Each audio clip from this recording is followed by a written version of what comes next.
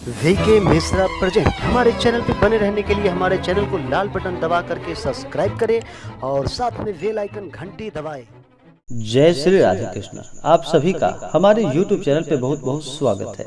आइए आज सुनते हैं कार्तिक मास महात्म्य 5वें अध्याय की कथा। हिंदू धर्म में कार्तिक मास का बड़ा ही विशेष महत्व माना गया है। कार्तिक मास में गंगा स्नान करने से, दान पुण्यों का कार्य करने से, भगवान श्री हरि विष्णु और माता लक्ष्मी का पूजन करने से या किसी भी प्रकार के धर्म कर्म का कार्य करना यह बड़ा ही विशेष पुण्यदायक होता है। कार्तिक मास में तुलसी माता का पूजन करना और एकादशी के दिन तुलसी विवाह कराना यह बड़ा ही शुभकारी होता है। तो आइए सुनते हैं कार्तिक मास महात्म्य 5वें अध्याय की कथा। तो बोलिए प्रेम से श्री हरि भगवान विष्णु की जय, माता लक्ष्मी की जय, भगवान श्री कृष्ण की जय। प्रभु मुझे सहारा है तेरा, जग के पालनहार। कार्तिक मास महात्म्य की कथा करो विस्तार। राजा पृथु बोले कि हे नारद जी, आपने कार्तिक मास में स्नान का फल कहा, अब अन्य मासों में विधि पूर्वक स्नान करने की विधि और उद्यापन की विधि भी बतलाई। तब देवर्षि नारद जी ने कहा कि हे राजन, आप भगवान विष्णु के अंश से उत्पन्न हुए हैं, अतः यह बात आपको ज्ञात ही है। फिर भी आपको यथाशक्ति विधान बतलाता हूँ। आश्विन माह में शुक्ल पक्ष की एकादशी से कार्तिक के व्रत करना चाहिए। ब्रह्म मुहूर्त में उठकर जल का पात्र लेकर गांव से बाहर पूर्व अथवा उत्तर दिशा में जाना चाहिए। दिन में या सायंकाल में कान में जनेऊ चढ़ाकर पृथ्वी पर घास बिछाकर सिर को वस्त्र से ढककर मुंह को भली भांति बंद करके थूक व सांस को रोककर मल व मूत्र का त्याग करना चाहिए। तत्पश्चात मिट्टी व जल से भली भांति अपने गुप्तांगों को धोना चाहिए। इसके बाद जो मनुष्य मुख शुद्धि नहीं करता उसे किसी भी मंत्र का फल प्राप्त नहीं होता। अतः दांत और जीभ को पूर्ण रूप से शुद्ध करना चाहिए और निम्नलिखित मंत्र का उच्चारण करते हुए दातून तोड़नी चाहिए कि हे वनस्पति, आप मुझे आयु, कृति, तेज, प्रज्ञा, पशु संपत्ति, महाज्ञान, बुद्धि और विद्या प्रदान करो। इस प्रकार उच्चारण करके वृक्ष के बाहर अंगूल की दातून ले। दूध वाले वृक्षों से दातून नहीं तोड़नी चाहिए। इस प्रकार कपास, कांटेदार वृक्ष तथा जले हुए वृक्ष से भी दातून लेना मना होता है, जिससे उत्तम गंध आती हो और जिसकी टहनी कोमल हो। ऐसे ही वृक्षों से दंत धावन ग्रहण करना चाहिए। प्रतिपदा, अमावस्या, नवमी, षष्ठी, रविवार को चंद्र तथा सूर्य ग्रहण में दातून नहीं तोड़नी चाहिए।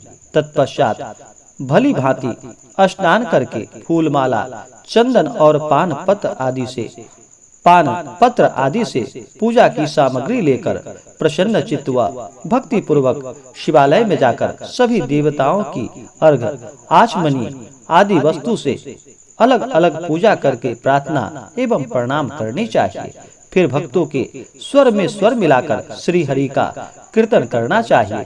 मंदिर में जो गायक भगवान श्री हरि का कीर्तन करने आए हों, उनका माला, चंदन, तांबूल आदि से पूजन करना चाहिए, क्योंकि देवालयों में भगवान विष्णु को अपनी तपस्या, योग और दान द्वारा प्रसन्न करते थे। परंतु कलयुग में भगवत गुणगान को ही भगवान श्री हरि को प्रसन्न करने का एकमात्र साधन माना गया है।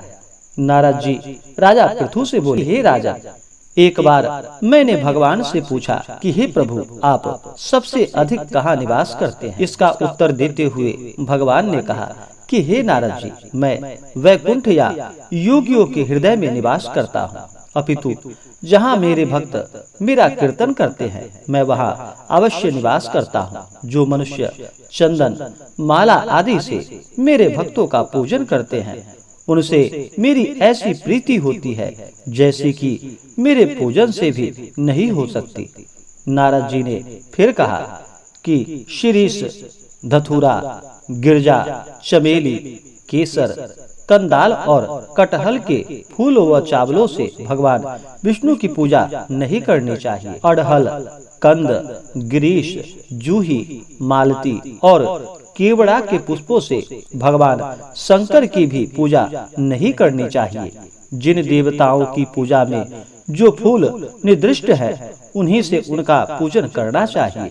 पूजन समाप्ति के बाद भगवान से क्षमा प्रार्थना करनी चाहिए कि हे सुरेश्वर, हे देव, न मैं मंत्र जानता हूँ न क्रिया जानता हूँ, मैं भक्ति से भी हीन हूँ।